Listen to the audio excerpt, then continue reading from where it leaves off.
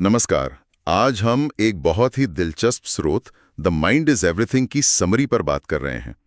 और इसका जो मुख्य आइडिया है ना, वो काफी पावरफुल है। क्या आपके विचार, आपकी सोच, आपकी हकीकत बनाती है। हाँ, मतलब स्रोत तो ये कहता है कि हमारा दिमाग ही हमारी किस्मत तय कर सकता है। बिल्कुल। तो सवाल यही उठता है, क्या ये सच में इतना सीधा है? क्या हम वाकई अपने दिमाग से अपनी दुनिया बदल सकते हैं? और अगर हाँ, तो फिर कैसे? कौन सी तकनीकें हैं? चलो इसी को थोड़ा खोलते हैं। स्रोत शुरू करता है इस बड़े आइडिया से कि भाई, आप जो सोचते हैं वही बन जाते हैं। हाँ, वो बीच वाला उदाहरण दिया है ना। हाँ, कि विचार बीज जैसे हैं। अच्छे सोचो तो सफलता मिलेगी, और बुरे सोचो तो दिक्कतें आएंगी। और दिमाग को एक चुंबक जैसा भी बताया है। जिस चीज पर ध्यान लगाओगे वही खींची चली आएगी। वो दो दोस्तों वाला उदाहरण भी अच्छा था, जिनकी नौकरी गई। हाँ, एक सोचता है सब खत्म, और वो सच में खत्म हो जाता उसके लिए।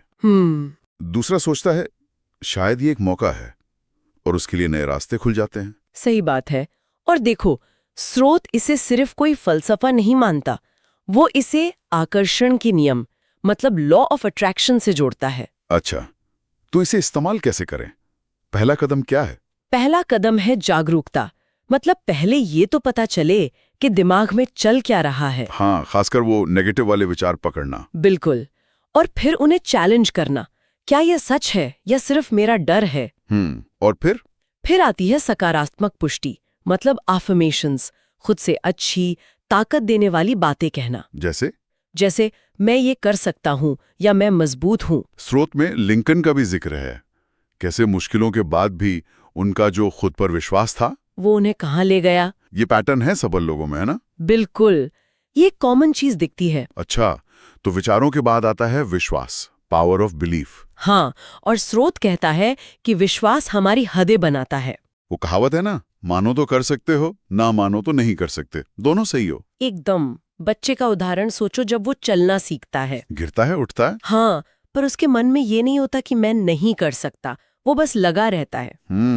लेकिन हम बड़े होते होते बहुत सारे लिमिटिंग बिलीफ्स उठा लेते हैं। हाँ, समाज से, परिवार से, पैसा कमाना मुश्किल है, सफलता सबके लिए नहीं, टाइप की बातें। और ये अनजाने में हमें रोकती हैं। बिल्कुल। तो सवाल है, इन गहरे बैठे विश्वासों को बदलें कैसे? स्रोत क्या कहता है इस पर? दो मुख्य तरीके बताता है। एक तो आत्मचर्चा, यानी सेल्फ टॉक, खुद से जो बात करते हैं उसे बदलो। मतलब नेगेटिव आवाज को चुप कराना। हाँ, या उसे तर्क से जवाब देना। और दूसरा, मानसिक चित्रण, विजुअलाइजेशन। अच्छा, वो मन में कामयाबी की तस्वीर देखना। हाँ, जैसे वो हो चुका है, महसूस करना। एथलीट करते ना ये बहुत। हाँ, सुना है, मैच से पहले ही जीत देख लेते हैं। बिल्कुल।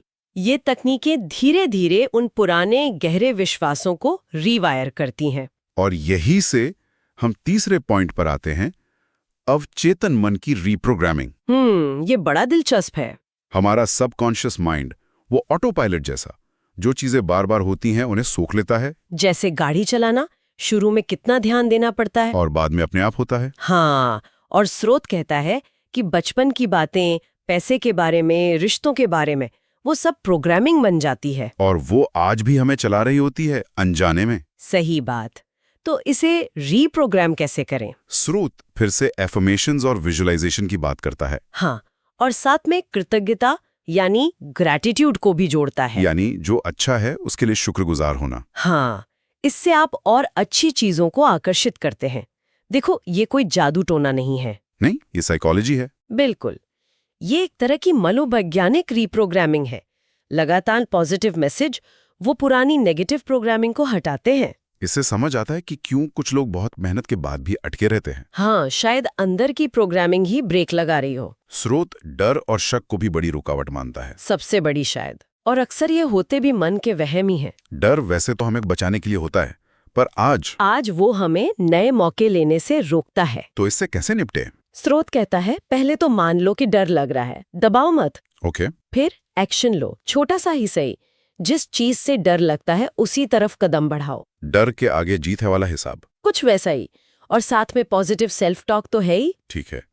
और एक आखिरी पर शायद सबसे जरूरी बात, एक्शन लेना। हाँ, सिर्फ सोचते रहना या विजुलाइज करना काफी नहीं है, एक्शन भी लेना पड़ेगा। बिल्कुल। वो किसान वाला उदाहरण याद है? हाँ, बीज बोना जरूरी है, पर देखभाल भी करनी पड़ती है। वही। सही मानसिकता मतलब विश्वास, पॉजिटिविटी के साथ एक्शन लेना ही असल में नतीजे लाता है। थोड़ा टाइम लग सकता है पर लाता जरूर है। तो अगर हम सब समेटें तो स्रोत का निचोड़ क्या है? निचोड़ यही है कि हमारे विचार हकीकत बनाते हैं, विश्वास हमारी सीमाएं हैं, हम अपने अवचेतन को बदल सकते हैं, डर पर काबू पा सकते हैं और सही सोच के साथ एक्शन लेकर जो चाहें वो पा सकते हैं। बिल्कुल। ये सारी चीजें जागरूकता, पुष्टि, चित्रण, कृतज्ञता, एक्शन, ये सब मिलकर काम करती हैं। मतलब असली पावर हमारे अंदर ही है। हाँ, स्रोत यही कहता है। कंट्रोल रूम हमारे मन में है। तो इसी सोच के साथ एक सवाल छोड़ जाते हैं सबके लिए। अगर विचार और विश्वास सच में इतने पावरफुल हैं जैसा स्रोत बताता है, तो आज ऐसी कौन सी एक छोटी सी सोच या मान्यता है जिसे कोई बस एक प्रयोग के तौर पर बदलने की कोशिश कर सकता है, सिर्फ ये देखने के लिए कि क्या वाकई कोई फर्क पड़ता है? हाँ, बस एक छोटा सा प्रयोग। चलिए, इसी सवाल के साथ आज की ये चर्चा यहीं रोकते हैं।